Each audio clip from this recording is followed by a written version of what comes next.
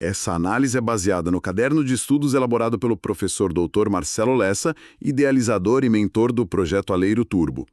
Nós estamos com um caderno de treinamento número 37 em mãos e o tema é, assim, um pilar para o concurso da Assembleia Legislativa de Rondônia. Despesa pública. A nossa missão aqui é seguir a jornada do dinheiro público, desde a previsão no papel até o impacto real, né? Decifrando cada etapa e, claro, desarmando as armadilhas que a banca FGV adora espalhar. E essa jornada é fundamental, sabe? Dominar esse fluxo não é só para passar na prova, é para entender a essência da administração pública. Quem trabalha no legislativo, seja fiscalizando ou administrando, precisa ter essa lógica na veia. É o mecanismo que garante que o dinheiro do contribuinte seja gasto de forma correta, legal e transparente. É o coração do sistema, de verdade. Certo, então vamos começar pelo começo, pelo portão de entrada. O caderno do professor Lessa já abre com uma bifurcação essencial. Pelo que eu entendi, nem toda saída de dinheiro do cofre do governo é de fato uma despesa do governo. Temos a despesa orçamentária e a extra-orçamentária. A orçamentária é o que a gente normalmente pensa, né? Salários, obras, compras, tudo aquilo que foi planejado, que foi aprovado na Lei Orçamentária Anual, a LO. Precisa da luz verde do Legislativo para acontecer. Exato. Já a despesa extra-orçamentária, ela é diferente. Pensa que o governo é um guardador de volumes. Alguém deixa uma mala lá e depois volta para buscar. O dinheiro que sai é a devolução da mala. Não é um gasto do governo, é a restituição de um valor que não lhe pertencia. O exemplo clássico do caderno é a devolução de uma caução de licitação. Ah, claro. A empresa depositou uma garantia, a licitação acabou, o governo devolve. O dinheiro só, transitou. Entendi. Então a grande pista para a prova, o detalhe que a FGV explora, é a origem da permissão para gastar.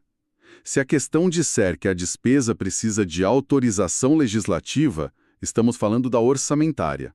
Uhum. Se disser que independe de autorização ou que é uma mera restituição, o cérebro já tem que acender a luzinha da extra-orçamentária. É um atalho mental valiosíssimo. A banca te dá essa dica porque ela não quer testar só sua memória, mas seu raciocínio. Ela quer saber se você entende que o Estado só pode gastar o que é seu e o que foi autorizado. O que é de terceiros, ele apenas devolve. Ok, então focando no dinheiro que é mesmo do Estado, o da despesa orçamentária. Imagino que não seja tudo um grande saco de dinheiro, né? Não mesmo. Gastar com o cafezinho da repartição é bem diferente de construir um hospital. Como é que a lei organiza essa diferença? Aí a gente entra na classificação mais importante da Lei 4.320, que é a divisão por categoria econômica. Despesas correntes versus despesas de capital. As despesas correntes são os gastos para a máquina pública rodar no dia a dia. É o combustível do carro, sabe? Salários, aluguel, contas de luz, material de escritório e, atenção aqui, os juros da dívida. São despesas que se esgotam, não geram um patrimônio novo e duradouro. E as despesas de capital, por outro lado, seriam a compra de um carro novo. Algo que aumenta o patrimônio. Perfeita analogia. As despesas de capital são aquelas que ou aumentam os bens de Estado ou diminuem as suas dívidas.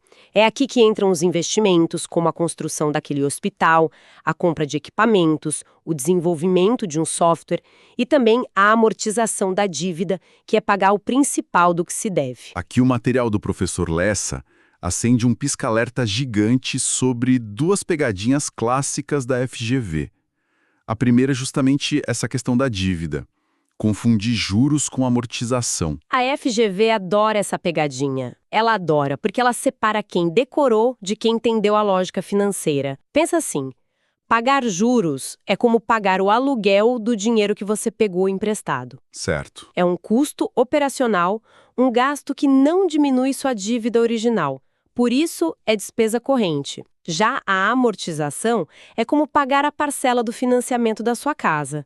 Você está, de fato, abatendo o valor principal da dívida, aumentando o seu patrimônio líquido. Ah, entendi. Por isso, é despesa de capital. A banca inverte isso de todas as formas possíveis. A outra armadilha que o caderno aponta é mais sutil. a diferença entre investimento e inversão financeira. Ambos são despesa de capital, certo? Mas qual a nuance? A nuance é a criação de riqueza nova. Um investimento gera um bem que não existia antes. Construir uma escola do zero é um investimento. Isso movimenta a economia, gera empregos, aumenta o PIB. Ok. Já a inversão financeira é uma simples troca de titularidade de um bem que já existe. Por exemplo, o Estado comprar um prédio comercial que já estava pronto para instalar uma nova secretaria. O patrimônio público aumenta, mas para a economia como um todo foi só uma troca de donos. O prédio já estava lá, entende? Espera um pouco. Na prática, para o cidadão, o resultado não é o mesmo. O Estado agora tem um prédio para usar. Por que a contabilidade pública se importa tanto com essa diferença? Essa é uma pergunta excelente e vai ao cerne da questão.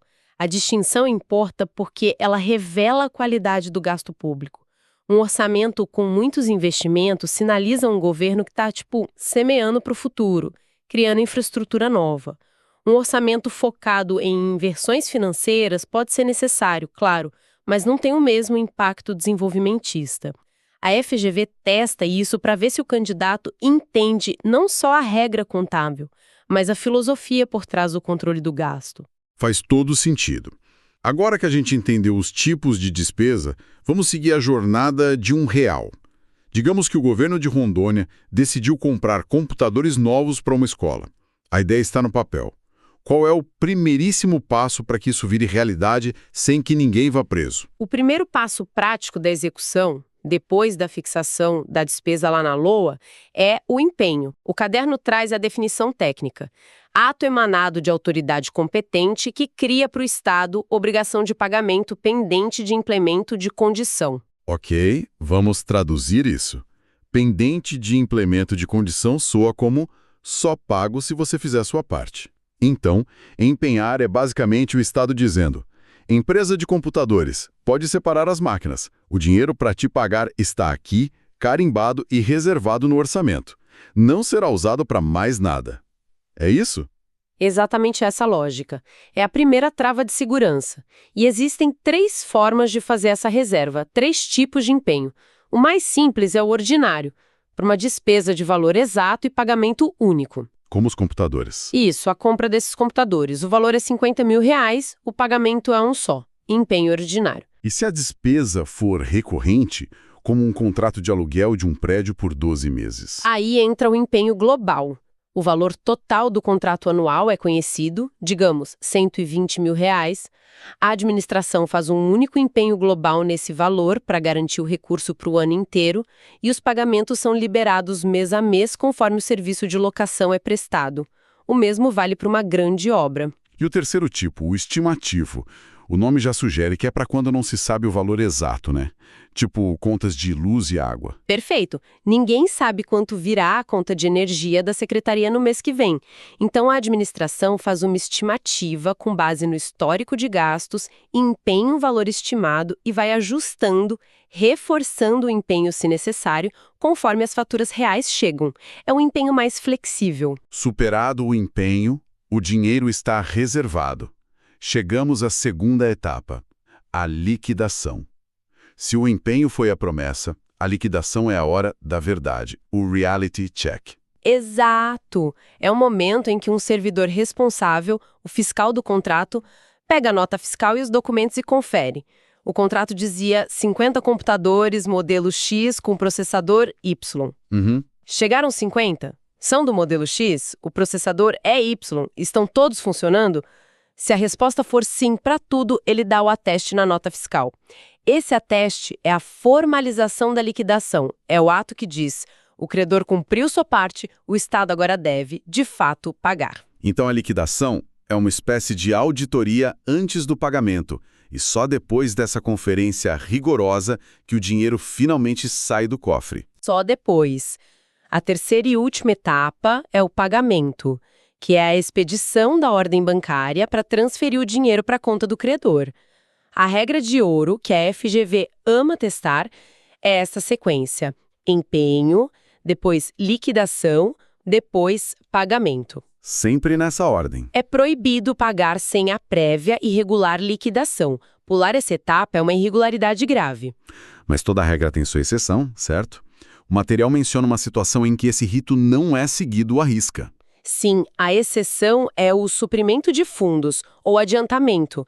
É um mecanismo para despesas muito pequenas, urgentes ou de caráter sigiloso. Imagina que um oficial de justiça precisa de dinheiro para uma diligência imediata. Não dá tempo de fazer empenho, licitação, nada disso. Entendi. Um pequeno valor é adiantado a um servidor que usa o dinheiro e depois presta contas detalhadamente de como gastou. É uma válvula de escape para o sistema, mas é altamente controlada e usada com parcimônio. Certo. Agora, vamos para um problema clássico de fim de ano de qualquer gestor público. O que acontece com as despesas que foram empenhadas, ou seja, prometidas, em um ano, mas que não foram pagas até 31 de dezembro? Elas se transformam nos famosos restos a pagar, ou RAP. É a forma que a administração tem de virar o ano reconhecendo as dívidas assumidas. E o caderno, muito bem, divide os RAPs em duas categorias, o que é crucial para a prova. Temos os processados e os não processados. O nome já dá uma boa pista. Processado soa como algo que já passou por todo o processo. Exatamente. O RAP processado é uma despesa que já foi empenhada e liquidada.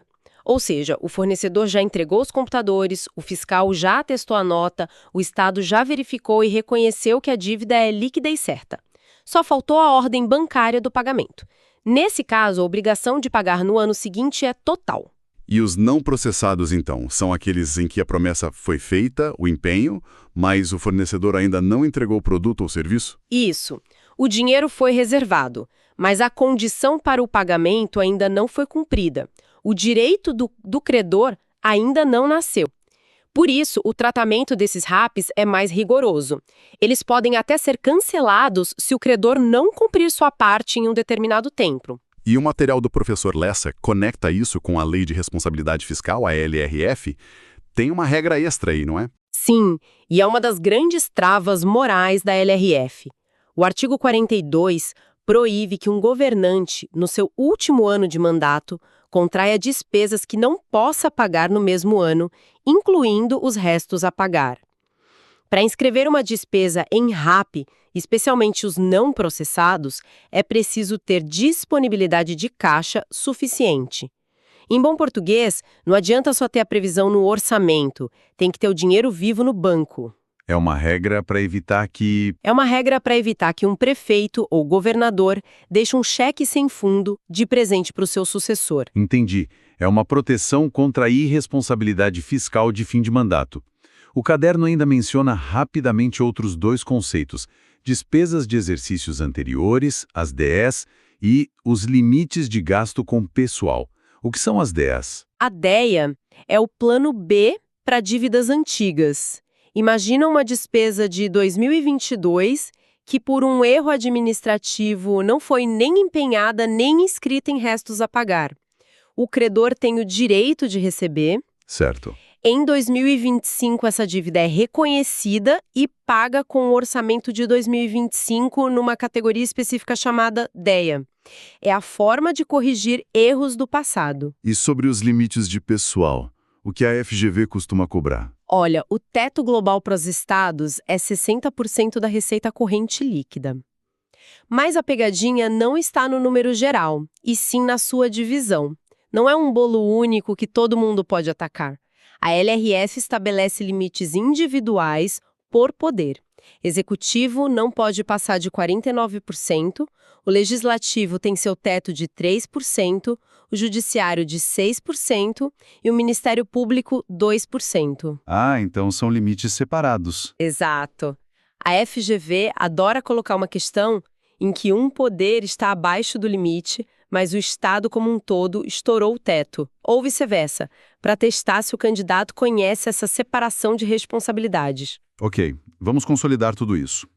Vamos fazer uma revisão rápida com cenários práticos, como o professor Lessa sugere no fichamento do material. Ótima ideia.